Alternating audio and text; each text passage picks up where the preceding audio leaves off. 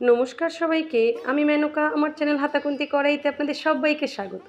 আজ আমি বানিয়েছি বাজারের শুকনো চালের গুঁড়ো দিয়ে একটা অসাধারণ রুটি। কোনো বেলাবেলির ঝামেলা নেই, সকাল থেকে একদম রাত অবধি একই রকমের থাকবে এই রুটিটা। একবার প্লিজ এভাবে বানাবেন। আর পুরো ভিডিওটা দেখার জন্য অনুরোধ রইল। ভালো লাগলে চ্যানেলটাকে একটা লাইক, শেয়ার এবং সাবস্ক্রাইব করে দেবেন। আমি বাজারের কেনা যেই চালের গুঁড়োটা হয় সেটাই কিনেছি। আমি দেখিয়ে দিলাম আমি কোন চালের গুঁড়ো দিয়েই করছি। আপনারা যেই চালের গুঁড়ো পাবেন সেটা দিয়েই করবেন। আমি 2 কাপের সব কিছুর পরিমাণ আমি দু কাপের বলবো। এখানটা কিন্তু চালের যে ছিটা রুটি বা পিঠা রুটি বলে এটাকে সব কিছু পরিমাণটা যদি ঠিক থাকে আপনার খুব সুন্দর হবে। না হলে কিন্তু অনেক সময় কড়াইতে লেগে যাবে, উঠতে চাইবে না। আমি 2 কাপের সব পরিমাণ বলছি। এখানটা আমি 2 কাপ চালের গুঁড়ো নিয়ে নিয়েছি আর দিয়ে দিয়েছি স্বাদ অনুযায়ী নুন। আমি এখানটা 1 চামচ দিয়েছি, আপনারা পরিমাণ অনুযায়ী নুনটা দেখবেন। আর এখানটা এই চামচের 1 চামচ মতন আমি সাদা তেল দিয়েছি। এখানে সাদা তেলটাই ইউজ করবেন, সর্ষের তেল দেবেন না, দিলে কিন্তু বাজে একটা গন্ধ বেরোবে। আমি তেলটা দেওয়াতে ভিডিওটা চালু করতে ভুলে গেছিলাম, তার জন্য পরে আমি দেখিয়েও দিলাম আমি কোন চামচ দিয়ে নিয়েছি। এবার একটা চামচের সাহায্যে এটাকে ভালো করে মিশিয়ে নেবেন। এরকম ভালো করে বারবার এরকম নেড়ে একটু মিশিয়ে নেবেন।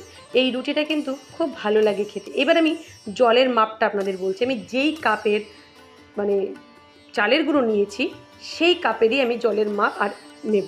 আর একবারেই সবটা আমি কিন্তু ঢেলে দেবো না। আমি একটু একটু একটু একটু দিয়ে আমি কিন্তু চালের গুঁড়োটাকে ঠিক যেই ঘনত্বটায় প্রয়োজন হবে আমি ঠিক তত ঘনত্বটাই উপরে মাখব। তার জন্য আমি বারবার কিন্তু একটু একটু করে চালের গুঁড়ো দিচ্ছি। আমার এই 2 কাপে চালের গুঁড়োতে টোটাল জল লেগেছিল এই কাপের 3.5 কাপ। আমি প্রথম 1 কাপ দিয়ে আগে একটু এরকম মেখে নিয়েছি, তারপর আমি আর 1 কাপ নিয়েছি, আর 1 কাপ দিয়েও আমি কিন্তু এইভাবে ঠিক মেখে নেব। একটু একটু জল দিয়ে মাখবেন। এখানটা যদি জলের পরিমাণটা ঠিক থাকে আপনার এই ছিটা রুটি কিন্তু অসাধারণ হয় আর এটা খেতে খুবই ভালো লাগে। এইবার আপনি কি করবেন, হাত দিয়ে এটাকে খুব ভালো করে চটকে চটকে মাখবেন। ভালো করে চটকে চটকে মাখতে হবে যাতে একটুও লাম্পস না থাকে, কিচ্ছু না থাকে। যেমন আমরা অনেক সময় চিতই পিঠার জন্য বানাই ঠিক সেই পরিমাণে কিন্তু এটাকে বানাবেন। হ্যাঁ, চিতই পিঠায় আমরা গরম জল দিয়ে করি, এটা কিন্তু ঠান্ডা নর্মাল জল দিয়েই করলে হবে। দেখুন আমি এইটা 3 কাপ জল নিচ্ছি। 3 কাপ জল নিয়ে আমি এটাকে কিন্তু পুরোপুরি মেখে নেব। আমার 3 কাপ জলে দিয়ে দেওয়া হয়েছে এবং আর একটু যেটা লাগবে দেখুন 3 কাপে আমি দিয়ে আরও এই হাফ কাপ মতন আমি জল দিচ্ছি।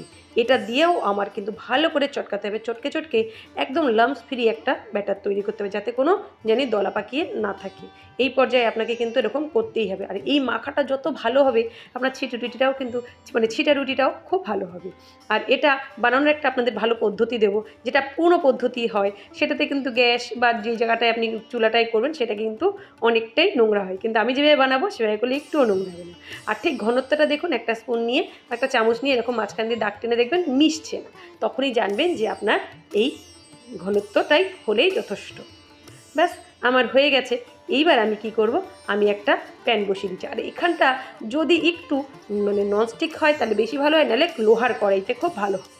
এইবার আমি একবারই একটুখানি তেল ব্রাশ করে নেবো। আমাকে কিন্তু আর বারবার তেল দিতে হবে না, কারণ আমি ব্যাটারে তেল দিয়েছি। আর এরকম একটু বোতলে আমি ভরে নেব।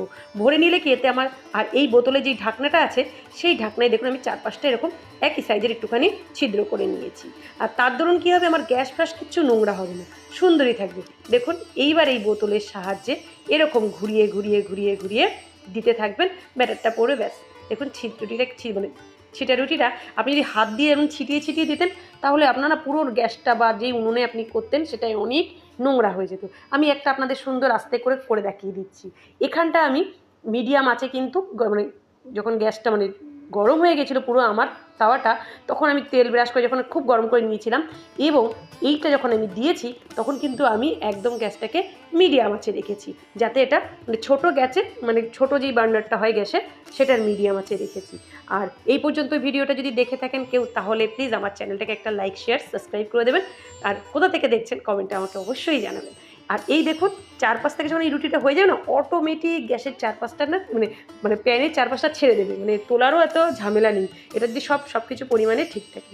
আপনাদের বাংলাদেশ থেকে যারা দেখছেন তাদের সামনেই ঈদ আসছে, আশা করব এরকম ছিটা রুটি যদি থাকে আপনারা কিন্তু করে দেখতেই পারেন। এটা কিন্তু খেতে খুবই ভালো হয় আর অনেকেই খেয়ে থাকেন। আর বাংলাদেশ থেকে দেখছেন যারা, তারা আমাকে জানাবেন যে আমি যেই পদ্ধতিতে করলাম এটা সব কিছু ঠিক আছে কিনা। যদি কিছু ভুল হয়ে থাকে সেটাও আমাকে প্লিজ কমেন্টে একটু জানাবেন।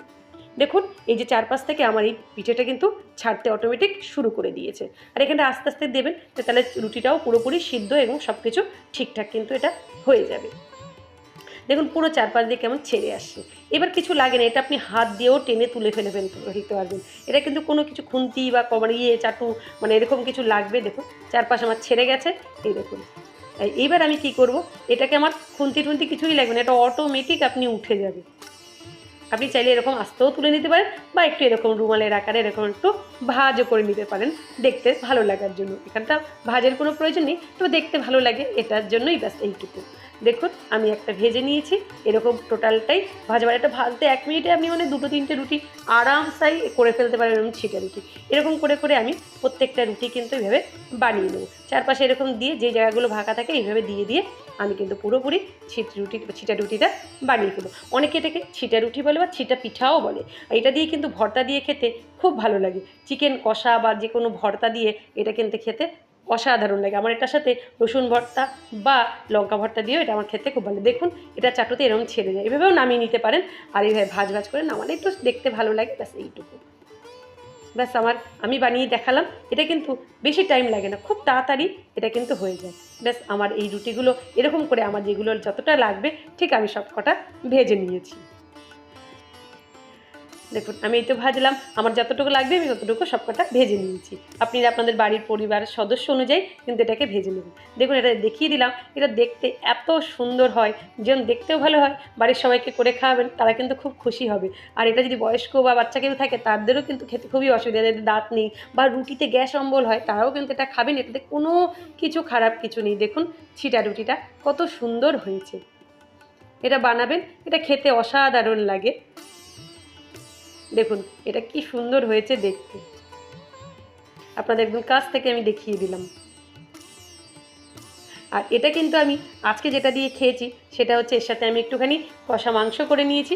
আমি কিন্তু কষা মাংস দিয়ে আজকে এই চিড়া রুটিটা খেয়েছি। আপনি চাইলে আলুর দম দিয়ে একটু খেতে পারেন বা চাইলে কোনো ভর্তা বা কিছু থাকলে এটা দিয়ে কিন্তু খেতে খুব ভালো লাগে। দেখুন কত সুন্দর হয়েছে, দেখতেও না খুব ভালো লাগে এরকম চিড়া রুটি। আর দেখতে যেমন ভালো লাগে খেতেও কিন্তু ততটাই ভালো লাগে। যদি ভালো লাগে আপনার এই ভিডিওটা বা এই ছিটা রুটির ভিডিওটা, তাহলে প্লিজ আমার চ্যানেলটাকে একটা লাইক শেয়ার এবং সাবস্ক্রাইব করে দেবেন।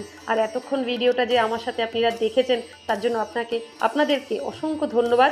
সবাই ভালো থাকবেন, সুস্থ থাকবেন এবং হাতাখুন্তি কড়াইয়ের সাথে থাকবেন। আর যদি কেউ ফেসবুক থেকে আমার চ্যানেলটাকে দেখে থাকেন তাহলে প্লিজ আমার চ্যানেলটাকে ফলো করে দেবেন। আর দেখুন এইটা ভালো লাগলে অবশ্যই কিন্তু চ্যানেলটাকে একটু লাইক শেয়ার এবং সাবস্ক্রাইব করে দেবেন, বন্ধু বান্ধবের মাঝখানে একটুখানি শেয়ার করে দেবেন।